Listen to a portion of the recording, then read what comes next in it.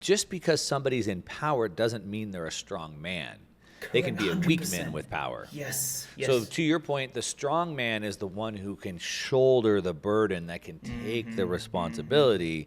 The weak men that we have running the country or the world, you named off a few, they're not shouldering anything. They're the bureaucrat saying, you do this, you do this. 100%. And really, the example that Jesus laid out in the Bible is that servants, or I should say leaders, good leaders lead from behind. Good leaders lead from maybe setting an example. So they're strong men, and then that sets the example that people want to follow. Like if you look at like Coach Bill Belichick with the Patriots, he's most Super Bowls in history.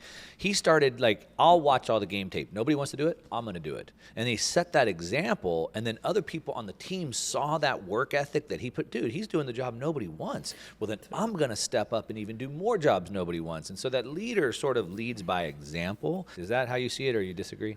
So human beings are mimetic creatures. So there's a whole theory. What's his like things unseen? I can't remember the name of the author off the top of my head, but Breedlove and I were discussing it a little while ago. And basically the premise is that everything that happens in culture, everything that happens in civilization, everything we learn, everything we know, everything we see is mimetic in nature.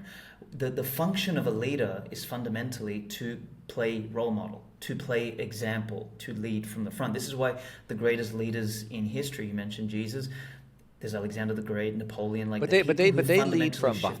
But yeah, I would just think they lead from behind. You can call behind, front. There's semantics, I think, because like the people who like. You could say the greatest leaders like Alexander the Great went to the front of the battlefield, right? And they like example implies that you're in front so that people see, right? But technically that would be leading from behind, because you would put the lowest at the front, and typically the generals would be behind where they're safe. Not true. That's modern warfare. No. In ancient warfare, the generals, the cavalry, the royal guard fought first, particularly Macedon, the Romans. The Romans kind of started to adapt to that a little bit later, but like the Macedonians, it was the generals that were the first in line. The ancient Greeks, it was the generals, the Achilles, the Hectors. It was them first in line. They would be the ones drawing first blood. It was not the other cavalry, and that was extremely important because their valor, their courage inspired their men to follow and punch through. And that's leading by example. Correct. When I go do this, everyone else will do it. Bill Belichick Absolutely. watching game film, everyone else will do it, right? As opposed to shrugging off. So anyway, just getting back to what we're talking about. So just because we have the Klaus Schwabs and the Faucis, et cetera, they're not strong men. They're weak men. And they're the ones creating the bad times. So we need these strong men to rise up. And so we're seeing this all over the world. And I think I talk about this pendulum that swings back and forth. In the Netherlands, they just said massive sweeping vote, and who knows, whatever, maybe it's a WEF plant, whatever, but it appears that he sort of had this massive sweeping vote, and he's running on, again, a very strong stance of deporting the migrants, ending the migrant crisis, basically this whole woke shift, if you will call it that, this liberal order. He's trying to reverse that. Poland is doing it. Even Giorgia Meloni in Italy sort of ran on that. And again, back to the Tates and the Joe Rogans, et cetera. So it seems like the world they want to hear this message. They're dying for that strong leader to come back and fill in that vacuum. It seems like. There is, and just I want to touch on strength. So in the essay that I wrote, there's a section there that talks about what strength implies, right? And I use an example, which is when two people get in a ring to fight, boxing match, MMA, whatever, right? You would expect the person who is stronger, more prepared, faster, more skilled, etc. to win. Yes, there is a luck component, and luck is something you just can't take out of the equation of life. Luck is the ineffable, luck is God, luck is the thing that is immeasurable. But by and large, on a long enough time scale, the more prepared, the stronger, the faster, etc., will win. It is only, the weaker only wins if he cheats. So if you look at the archetype of the Klaus Schwabs and all of these sorts of people, they do not win because they're better or they're stronger or they channel power better. They win merely by creating a construct where the cheater wins. So they're in a ring where the stronger opponent has his hands tied behind his back, and this person wins because he poisoned the water or his opponent's hands tied behind their back, like I said.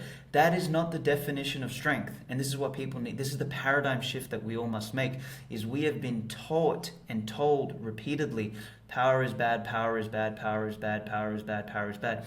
And good men, people who should otherwise be leaders, have abrogated or they have shrugged that responsibility to lead, to be strong, to channel power.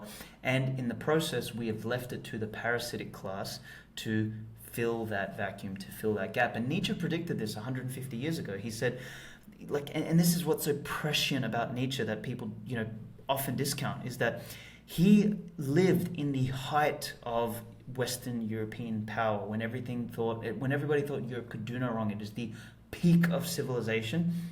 He said a cancer, and I'm paraphrasing him here, he said a cancer has entered our civilization, and in the next century we will enter the age of the last man. By his definition, the last man is the NPC, the lemming, the masses, the people, what he described as the cynical, skeptical that want to bring everything down to the average level. They hate beauty, they hate all that is that is ascendant. They want to bring everything down, and we will enter that age because we have allowed equalitarianism, majoritarianism, democratic ideals to infect the civilizations that has brought us this far. And the civilizations that brought Europe to its peak was a civilization of excellence, not of average. It's a completely different trajectory. It's a completely different direction. It reminds me of Tony Robbins' you get growth or you get death. You don't get to pick both. They are two separate directions. They are divergent. And this is what I believe is when we talk about the pendulum swinging, it is fundamentally starting to swing back towards life, greatness, excellence, quality, and away from equality, democracy, death, average. That is starting to happen. But this is going to be a multi-generational shift.